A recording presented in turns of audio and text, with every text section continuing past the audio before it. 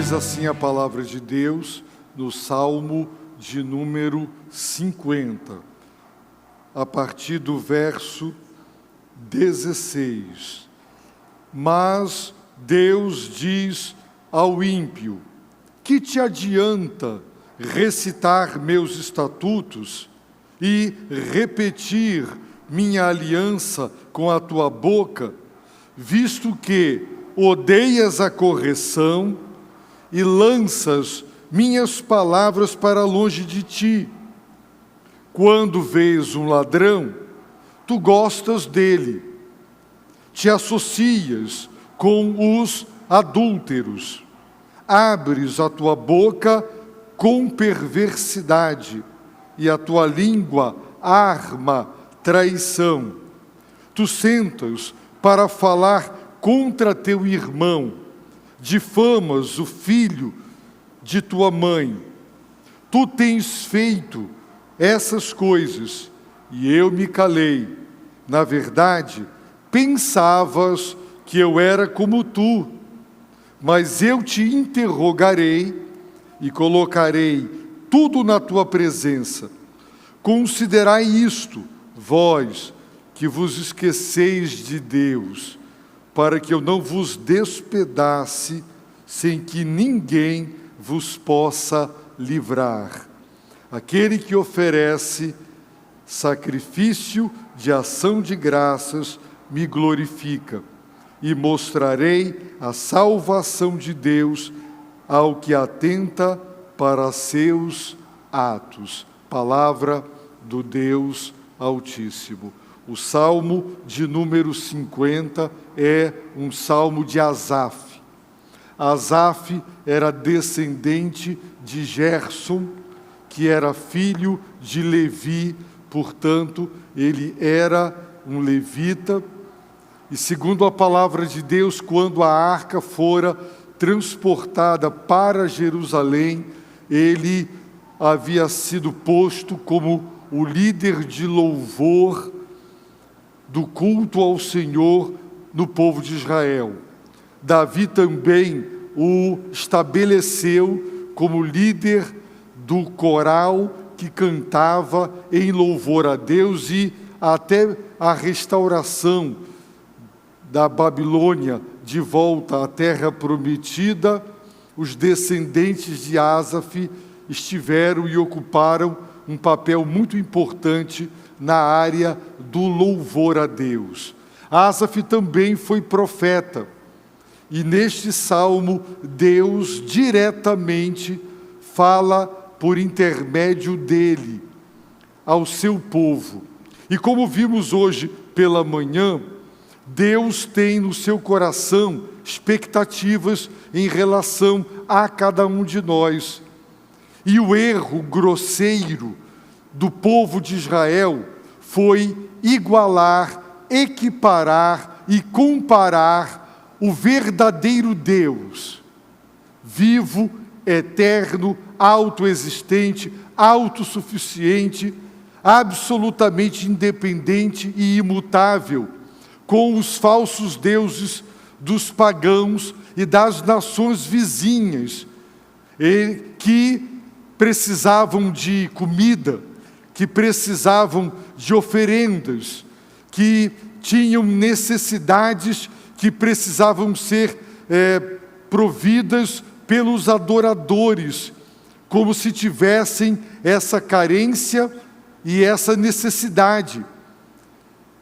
E o Senhor se revela deixando claro que Ele não precisa do homem e de nada que o homem é e lhe possa oferecer. Deus havia instituído o sistema sacrificial, foi Ele quem tomou a iniciativa, foi Ele quem providenciou, a iniciativa foi dele, para que fosse um meio de reconciliação, para que através daquelas ofertas e daqueles sacrifícios, as pessoas pudessem, arrependidas, agradecidas, consagrar-se, reconciliar-se, ter os seus pecados perdoados. Mas todos aqueles ritos e cerimoniais e toda aquela lei cerimonial e sacrificial não valeria de absolutamente nada se aquelas ofertas e sacrifícios fossem oferecidos com um coração não arrependido, como se a verdadeira relação com Deus fosse reduzida ao cumprimento de formalidades da religião. E eles reduziram, empobreceram um relacionamento pactual. Deus fez um pacto, Deus libertou o seu povo, Deus fez um trato, uma aliança, um pacto com o seu povo. E o seu povo, se obedecesse à sua aliança, manteria este pacto de pé. Mas eles reduziram a fé viva no Deus vivo à mera religião e ao cumprimento formal, nominal e externo de obrigações religiosas. É como se você dissesse: Deus, hoje é domingo, eu vim ao culto, eu dei o meu dízimo, eu dei a minha oferta, eu me batizei, eu vou tomar a ceia, eu estou cumprindo os meus deveres religiosos. Portanto, eu estou quites contigo. Eu estou numa relação correta com o Senhor. E hoje de manhã nós demos o seguinte exemplo. É como um casal que, depois de casado, esse casal reduz o casamento ao cumprimento dos deveres matrimoniais. Pagar as contas, cuidar da casa, fazer as compras, pagar contas, e o relacionamento ficasse absolutamente negligenciado e de lado. Mas as pessoas se julgassem cumprir os meus deveres para com a minha família. Tudo que a minha família precisa, eu estou providenciando. Eu estou providenciando tudo e eu tenho dado tudo, mas eu não me dou. Eu não me dou à minha esposa e aos meus filhos.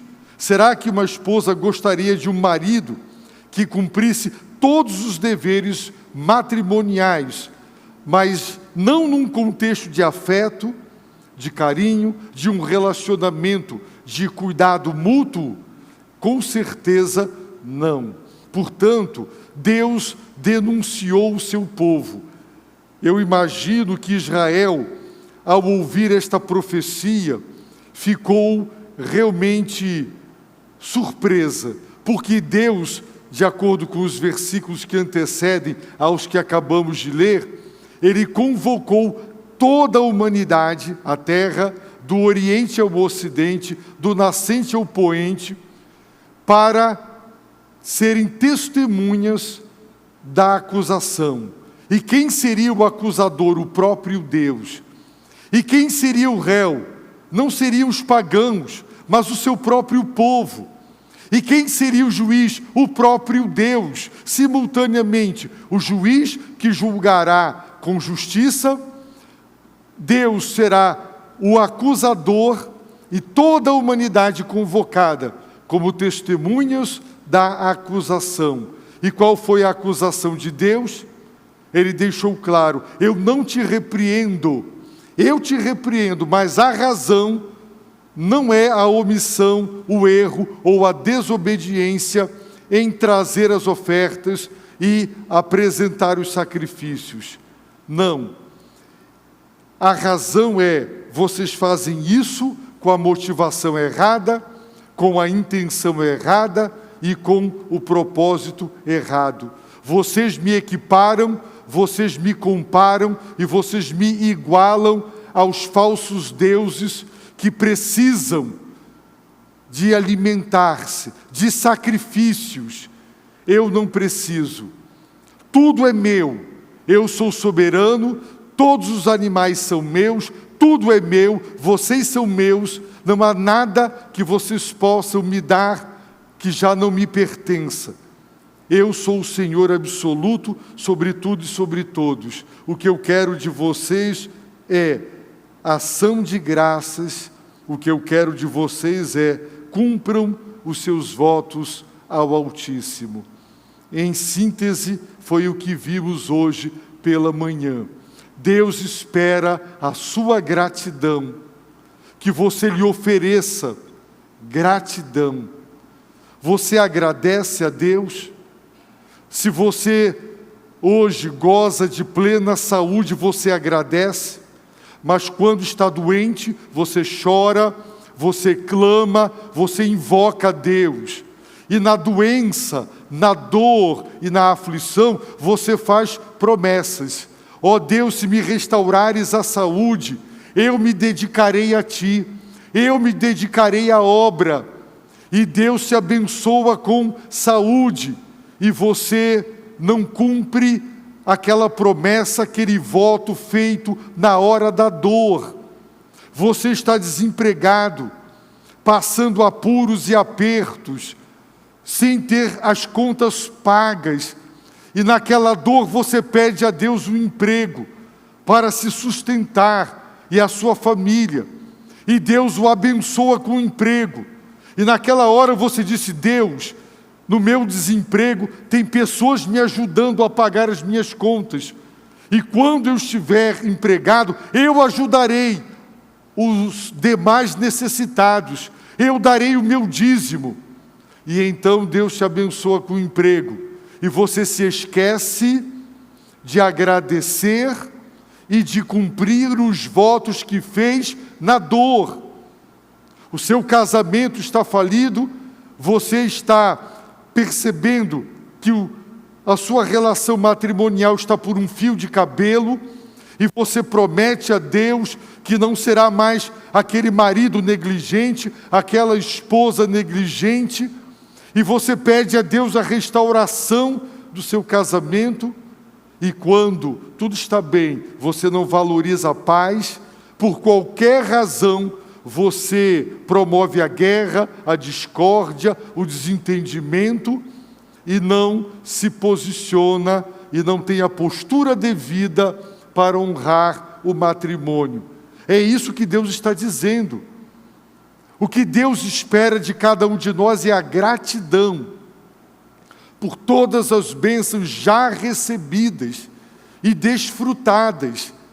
Um coração grato, que reconhece a bondade, a graça, a misericórdia, o quanto Deus tem nos amparado, o quanto Ele tem nos abençoado. Você passa um ano orando por uma bênção, e quando ela é dada, você agradece uma vez e acha que é suficiente. Por que não passar um ano também agradecendo? Passou um ano pedindo, não poderia passar um ano agradecendo? Deus espera de cada um de nós gratidão. E Ele também espera que nós cumpramos os nossos votos, as promessas que nós lhe fazemos, principalmente quando sofremos. Por isso Deus denunciou uma religião vaga, oca, externa, formal, nominal, cerimonial, e esvaziada de obediência, de submissão, de afeto, de um relacionamento com Deus, de gratidão, porque este Deus nos salvou e fez uma aliança conosco. É isso o que Deus espera de cada um de nós. Agora, a partir do verso 16, observem Deus falando diretamente, mas Deus diz ao ímpio. Esse ímpio não era um pagão, um estrangeiro, era o ímpio que fazia parte da congregação, era membro do próprio povo de Deus. Existiam ímpios em Israel, como há ímpios na igreja, embora batizados. E Deus diz ao ímpio, é uma pergunta: que te adianta? Qual a vantagem? Qual o benefício? Qual é o lucro que você tem? Que te adianta? Para que serve recitar meus estatutos? Do que adianta? Do que adianta repetir minha aliança com a tua boca? Se ele está se referindo à renovação da aliança, porque Deus fizera uma aliança séculos atrás com o povo de Israel, mas os membros vivos na época eram uns. Agora, séculos depois, a nação é Israel. Deus fez um pacto com Israel. Não importa se aquela geração havia morrido e uma outra geração estava viva naquele momento. O que importa é que eles representavam Israel, a nação. E haviam cerimônias de renovação da aliança, como é comum renovação dos votos matrimoniais. 25 anos se passaram, bodas de prata, e vai se refazer os votos, novas promessas. Então, o Senhor pergunta: do que adianta, qual o proveito, para que serve recitar meus estatutos? Vocês sabem os meus estatutos de cor e salteado. Vocês repetem a minha aliança. A aliança são os 10 mandamentos.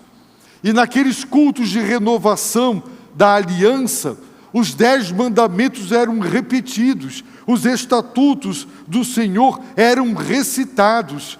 Portanto, não era falta de conhecimento da palavra, não era ignorância dos estatutos e dos mandamentos de Deus.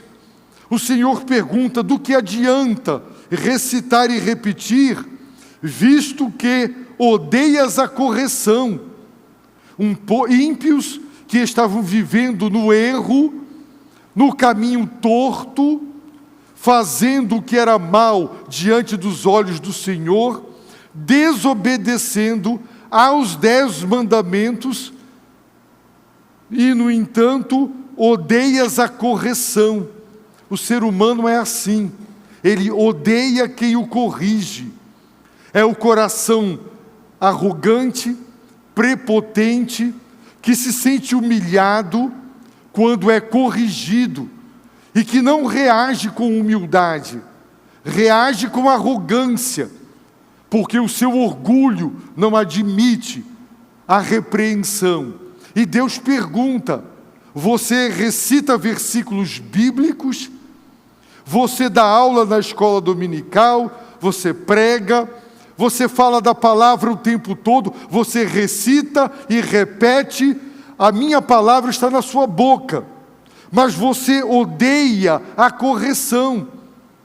Quando alguém te repreende, porque você está transgredindo a própria palavra que você repete e você recita. Do que te adianta recitar e repetir, se lanças minhas palavras para longe de ti? Aquelas palavras recitadas e repetidas, elas eram jogadas, lançadas para longe. Eles não queriam a palavra no seu caráter, na sua conduta, no seu dia a dia, mas nos cultos e nas cerimônias recitavam a palavra de Deus, repetiam os mandamentos de Deus. No entanto, odiavam a disciplina, a correção e jogavam fora a palavra de Deus. É como eu ou você que ouve a palavra, ela entra pelos ouvidos e amanhã você joga fora. E você vive de acordo com os seus valores, que são os valores de uma cultura que deu as costas para Deus. É o crente que ele tem uma vida dupla, tem um caráter duplo, comportamentos duplos. Diante de Deus e da igreja, um comportamento; diante dos ímpios, outro comportamento, completamente oposto, incompatível. E é isso que Deus questiona. E Deus dá um exemplo. Observem que Deus está falando diretamente pelo profeta. Ele exemplifica dizendo: quando vês um ladrão, tu gostas dele. Sim, quantos políticos E se nós nos associarmos a alguns políticos, ladrões, corruptos, comprovadamente, mas que não são presos porque são poderosos, nunca a justiça consegue pegá-los, é raro. E quando pega, não é? Tem os que soltam. O crime compensa nesse país, ser ladrão, desviar dinheiro, compensa. Quando vês um ladrão, tu gostas dele, você vai trabalhar com ele porque ele é ladrão, e você quer usufruir desse roubo e dessa corrupção. Você gosta da rachadinha, você participa do roubo que é feito. E isso pode acontecer de muitas maneiras. Eu dei um exemplo de um casal que havia saído e estava fora de uma igreja, porque na igreja onde eles congregavam, o dízimo, que era o dízimo mais forte e que sustentava as receitas daquela igreja, vinha de uma mulher que era dona de um cabaré. Ela era uma agenciadora de prostitutas e ela dava dízimo, o lucro da prostituição. E tinha igreja que aceitava esse dinheiro corrupto. É como se nós aceitássemos o dízimo de traficante e de assaltantes de banco, que quisessem nos ofertar.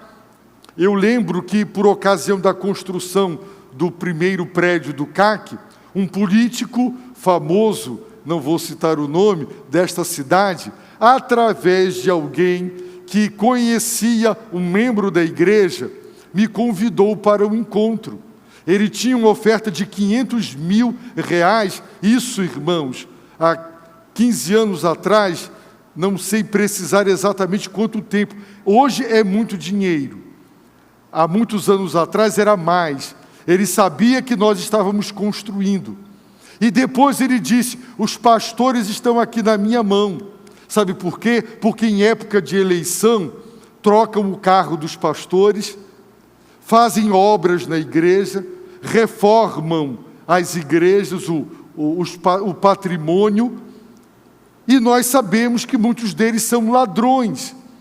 Nós aceitaríamos que um político comprovadamente corrupto comprasse para nós alguma coisa? Nós aceitaríamos? Tu vês um ladrão, tu gostas dele. E te associa com os adúlteros.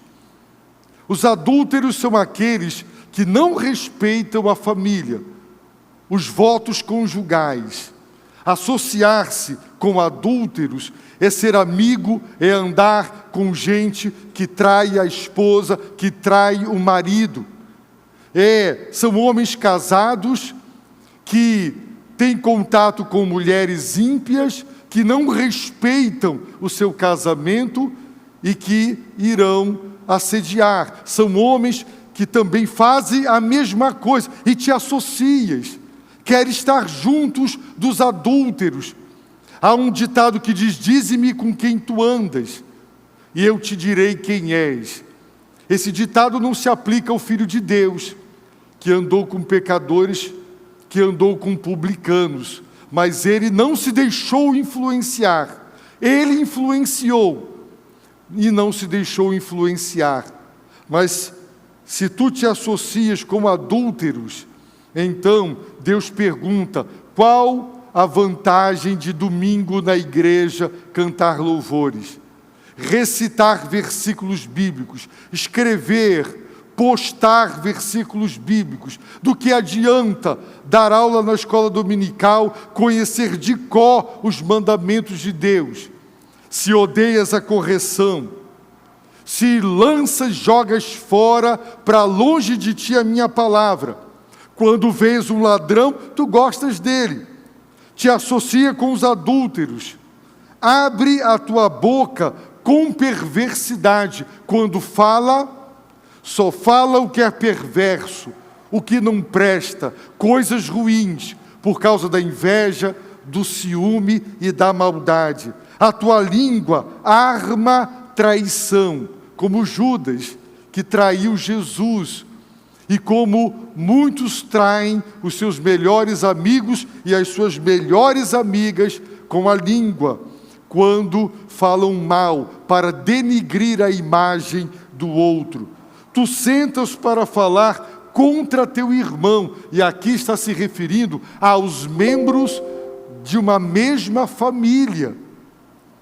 Difamas o filho de tua mãe.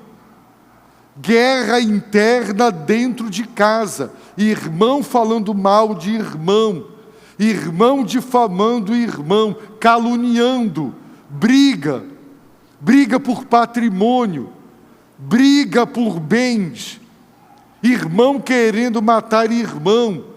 É o que mais tem acontecido quando se fala em casos judiciais, inventários, por conta de bens materiais, irmãos de sangue, fazendo mal uns aos outros. E então Deus diz: tu tens feito essas coisas, e eu me calei. Na verdade, pensavas que eu era como tu.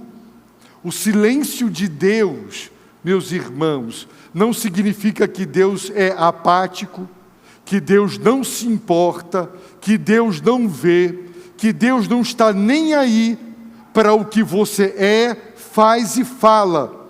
O silêncio de Deus é, na verdade, uma revelação da paciência de Deus para que você se corrija, se arrependa, se emende e se humilhe e mude. O silêncio de Deus, irmãos, é misericórdia. Mas o ímpio, o tolo, ele diz assim: eu tenho feito tudo o que não agrada a Deus, nada está me acontecendo, não estou sendo punido, nada está acontecendo, então Deus não está nem aí. E ele despreza a paciência de Deus. É como um filho que está desprezando o olhar do pai, da mãe, e ele continua fazendo traquinagem, coisa errada. E o pai pacientemente está ali se segurando, e ele continua. Ele está desprezando a paciência do pai e da mãe. Aí chega o momento que você pega o guri, dá-lhe uns cascudos, não é? Ou a guria, e aí ele vai entender aquilo ali não era conivência. Aquele silêncio não era endosso ao meu erro. Era para eu parar, e eu não entendi, eu não compreendi. O apóstolo Paulo fala que tem pessoas acumulando ira para o dia da ira.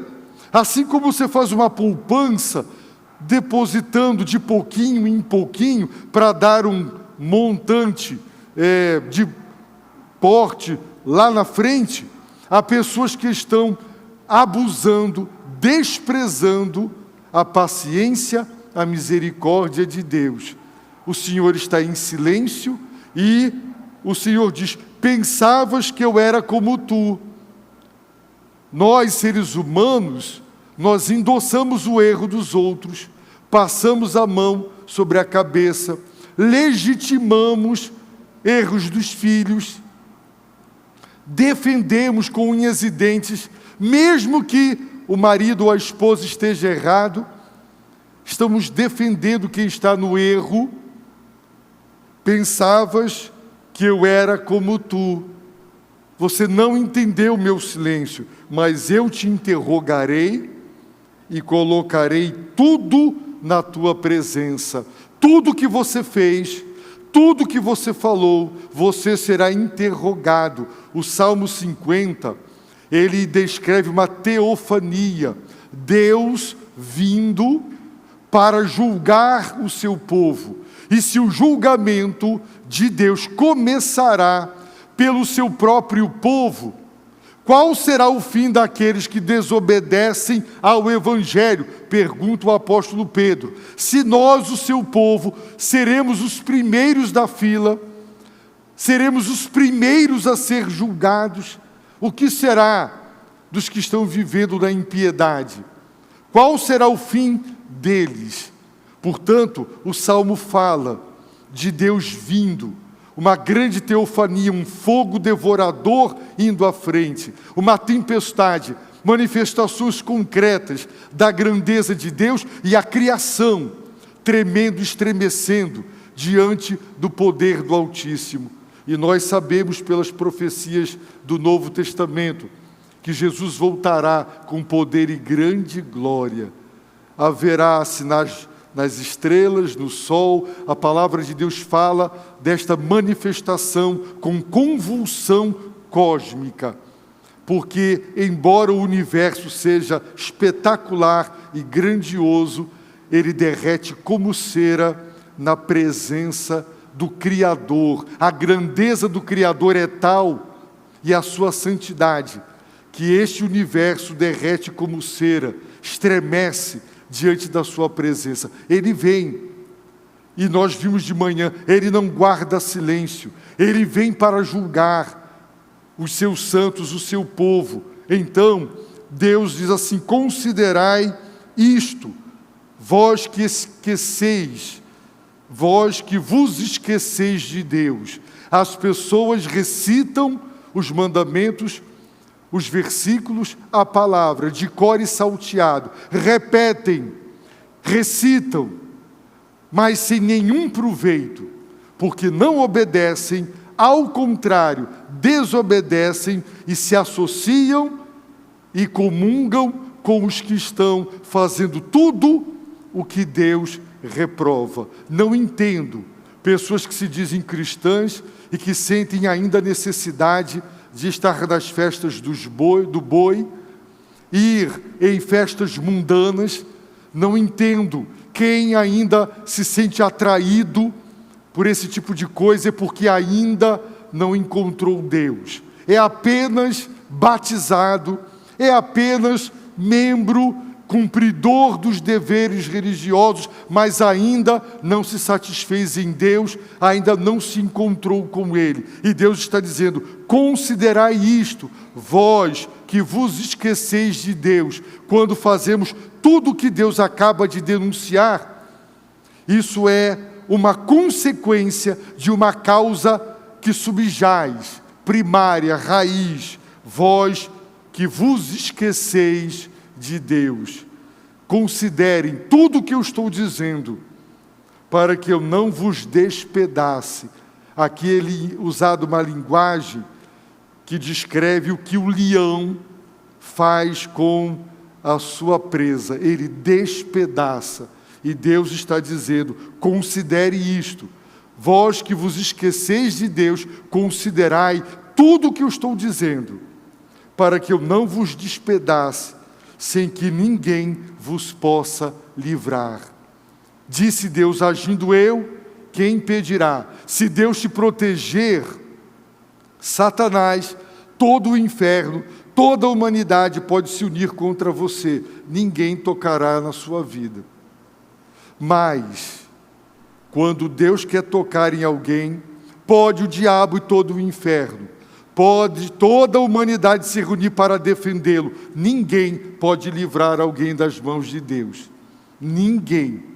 Agindo eu, quem impedirá? E Deus está dizendo: considerem, para que se arrependam, para que se convertam, para que emendem os seus caminhos, para que eu não vos despedace, de modo que ninguém vos possa livrar. Ninguém pode livrar você de Deus. Ninguém pode me livrar de Deus, ninguém. Não há força, não há poder, não há quem possa me livrar de Deus. Por isso, o Salmo termina: aquele que oferece sacrifício de ação de graças, ele está repetindo, me glorifica. Aquele que agradece, que reconhece, que não se esquece de Deus, aquele que agradece. E mostrarei a salvação de Deus ao que atenta para os seus atos, os atos redentores, os atos de misericórdia. E nós hoje sabemos que Deus mandou o seu Filho. Nós hoje sabemos que Deus nos amou, que Ele enviou o Filho, o seu santo Filho, e que na cruz do Calvário Ele deu a sua vida. Quando eles sacrificavam aqueles animais, quando eles viam um animal agonizando, sangrando e morrendo, de um modo concreto, eles estavam vendo que o salário do pecado é a morte. Eles estavam vendo que a pena de morte foi a pena que o justo juiz estabeleceu para o pecado. Portanto, o pecado é grave.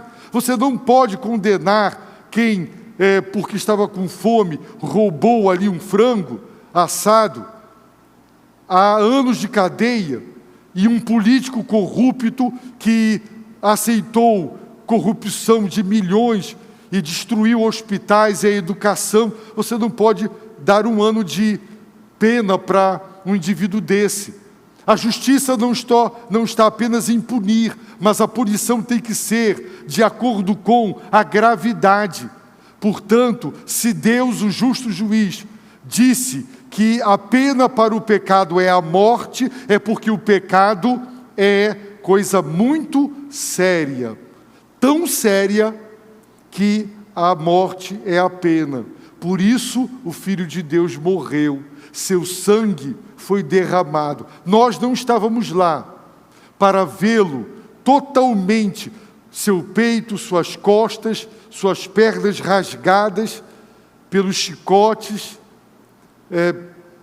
por tudo que ele, os seus ossos expostos, porque o flagelo romano não rasgava só, arrancava pedaços de carne, porque nas pontas tinham pedaços de ossos.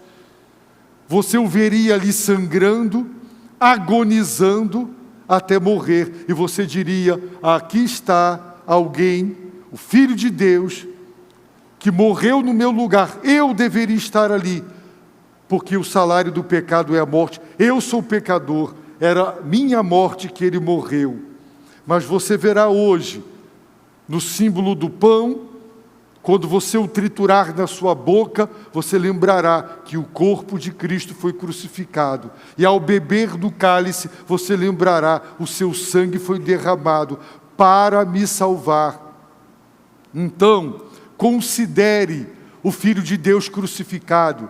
Considere o seu sangue derramado. Se você tem se esquecido de Deus, você é religioso, não falta o culto, recita a palavra de Deus, de cor e salteado, repete os estatutos do Senhor, mas a sua vida é uma vida de total incoerência, de desobediência, então não pense que o silêncio de Deus é Deus dizendo: eu não estou nem aí. Chegará o momento da prestação de contas. Considere, arrependa-se dos seus pecados, pare de se esquecer de Deus, ande na presença de Deus. Onde você estiver, lembre: eu estou diante de Deus. Ele vê o que você pensa, o que você sente, o que você fala, o que você faz. Anda na minha presença e seja íntegro, seja grato e cumpra as promessas que você fez a Deus, cumpra seus votos. É assim que Deus quer lidar conosco, é desse modo que nós o glorificamos. Abaixe a sua cabeça, feche os seus olhos e ore, para que você possa, nesta noite, participar da ceia do Senhor.